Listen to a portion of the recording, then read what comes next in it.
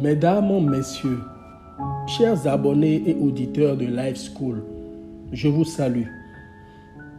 C'est toujours un plaisir pour moi de vous retrouver pour partager avec vous des planches sur des thèmes assez importants dans nos vies. Nous avons démarré depuis une dizaine de jours des planches sur des sentiments qui ont des portées spirituelles sur notre vie, notamment la jalousie, la colère. Aujourd'hui, je vous parlerai de l'envie et de la luxure, de leur portée spirituelle dans nos vies. Mesdames et messieurs, mais que faut-il comprendre par l'envie? Eh bien, l'envie en tant que sentiment est du désir mêlé d'irritation, de haine qu'éprouve quelqu'un contre ceux qui possèdent ce qu'il n'a pas. C'est en effet ce sentiment de frustration face au bonheur d'autrui ou à ses avantages. Il s'agit bien également de l'avidité, de la convoitise.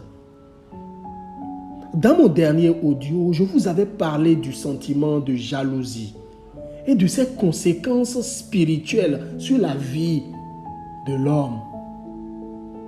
Il en est exactement pour l'envie, qui a des conséquences énormes en ce sens que ce sentiment vide spirituellement l'être envieux, le débarrasse de toute son abondance au profit de celui qui l'envie. Ce n'est pour rien que de toutes les sciences spirituelles, que même dans la Bible, que l'envie fait partie des 7 péchés capitaux. Eh bien, l'envie, c'est ce péché qui est le plus difficile à soigner. Elle est d'abord souffrance, douleur pure, péché sans plaisir, en contradiction cela avec tous les autres vices. Elle est un vice corporel, douleur étrange provoquée par le bien des autres. Et la haine peut être une extension de l'envie dès lors que la tristesse conçue de la supériorité des autres s'amplifie jusqu'à le vouloir du mal.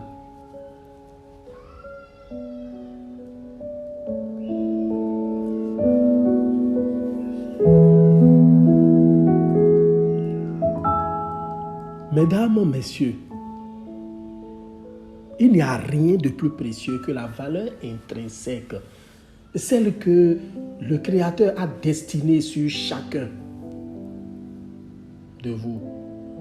N'avez-vous pas entendu l'histoire du disciple qui demanda au Créateur de choisir la plus petite croix parce qu'il estimait sa croix assez grande et pleine d'épreuves? Mais à l'expérience, il se rendit compte que sa croix était mieux et que cela ne tenait point à la taille. C'est pour vous dire, très chers auditeurs, de combattre désormais et à jamais ce sentiment de faiblesse. Ce sentiment inférieur qui détruit l'être peu à peu et le prive de son abondance, de l'abondance qui lui est destinée du ciel. Voyez-vous, je vous parlais tantôt des 7 péchés capitaux. Mais qui sont-ils? Ou quels sont-ils? L'orgueil, l'avarice, l'envie, la colère, la paresse, la gourmandise et la luxure. Ce dernier sentiment que je vous disais développer avec l'envie. Eh bien, qu'est-ce que la luxure? À entendre luxure, On y déduit luxe. Mais de quel luxe parle-t-on? Du luxe de la chair. Du luxe orienté à la chair. C'est quoi donc la luxure? Eh bien, mesdames, messieurs, la luxure, c'est la recherche déréglée des plaisirs sexuels et plus généralement la prédominance accordée au plaisir de la chair. C'est la part animale dans tout ce que cette part a d'incontrôlable, mais aussi de fondamentalement dérangeant.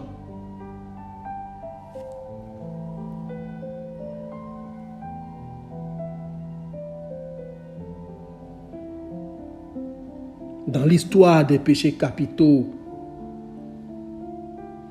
on nous explique, voyez-vous, combien la luxure est condamnée. Condamnée en ce sens que ça permet de faire une distinction entre noblesse de l'âme et impureté du corps.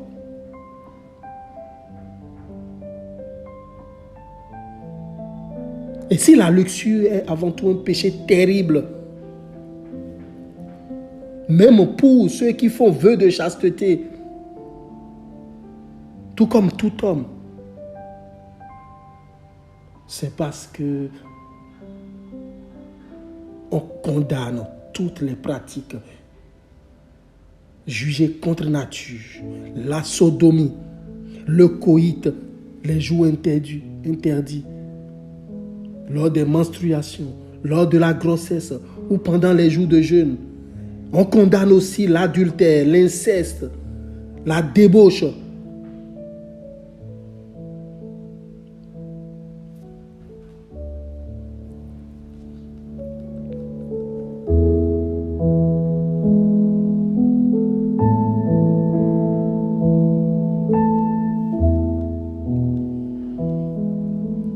Mesdames, messieurs, retenez que la luxure, c'est toujours une affaire de duplicité, de mensonge à l'autre et de mensonge à soi-même.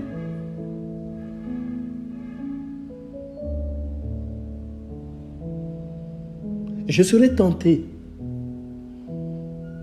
de vous parler de cette scène mythique, surtout où Valmont écrit une lettre à la sainte Madame de Tourvel, qu'il essaie de séduire en prenant appui sur les fesses nues de l'une de ses maîtresses. Disant, « Ah, Babalou, parle-moi, explique-moi.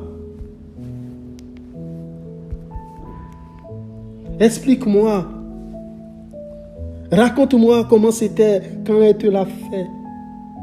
Il faut que je sache avec les détails, des détails exacts. Et ces nichons, et cette étasse, et ces cuisses.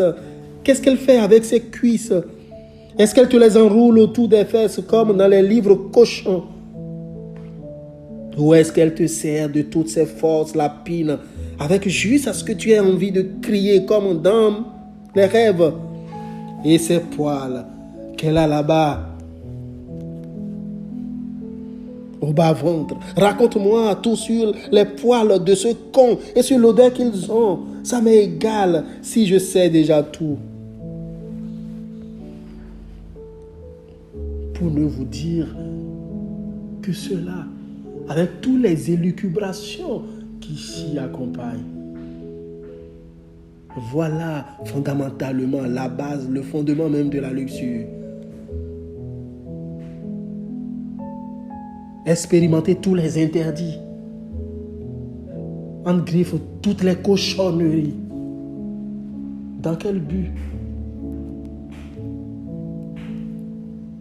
Dans le but d'aller rencontrer qui? Le Créateur? Ou la jouissance à l'état pur? Mesdames ou messieurs,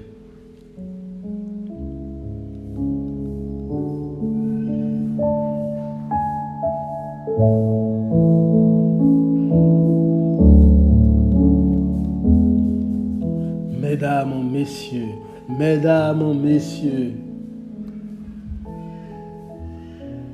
comme je vous l'ai dit dans mes audios précédents, en ce qui concerne la jalousie et la colère, je le répète aujourd'hui, débarrassez-vous de ces sentiments de faiblesse, de ces sentiments inférieurs qui ont pour conséquence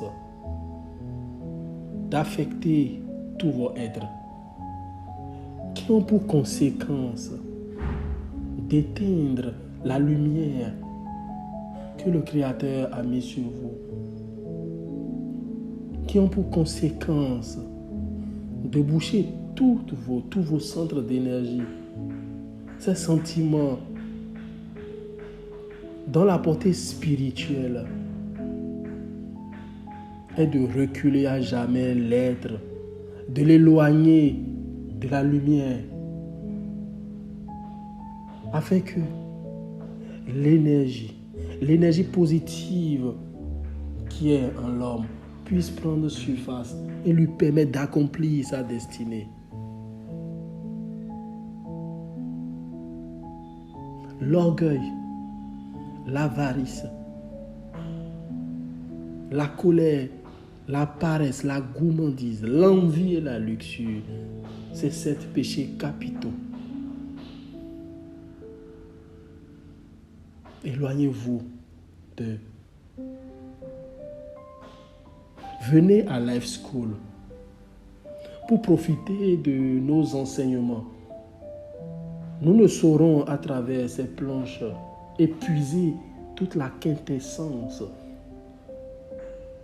de la portée spirituelle de ces sentiments sur la vie de l'être humain. Mais lors de nos séances de méditation, lors de nos formations, peu à peu,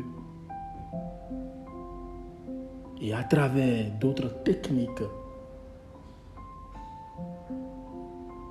nous vous amènerons à vous dégrossir, à vous débarrasser de toutes ces passions, afin que, en visitant l'intérieur de vous, en visitant l'intérieur de la terre, vous vous rectifierez. Et en vous rectifiant, vous trouverez la pierre philosophale. Cette pierre qui n'est rien d'autre que vous-même et la forme parfaite que le Créateur a destinée sur vous. On dit souvent, nous sommes maîtres de notre destin, capitaines de notre âme. Oui, il n'en est pas pour autant que dans la paresse que le destin s'accomplisse. Non. Que dans la colère que le destin s'accomplisse. Non. Mais il s'agit de maîtriser ces sentiments afin que l'esprit soit au-delà de la matière. Venez à Life School, mesdames, messieurs, chers abonnés, chers auditeurs qui nous écoutent de par le monde entier. Nos formations, au-delà des formations physiques, nous faisons des formations également en ligne, afin de vous amener à vous familiariser à vous-même et à votre propre esprit. Restez connectés sur Facebook, sur Twitter, sur YouTube, sur TikTok, sur Instagram. Il suffit de taper Life School et vous nous retrouverez. Restez connectés et à très bientôt.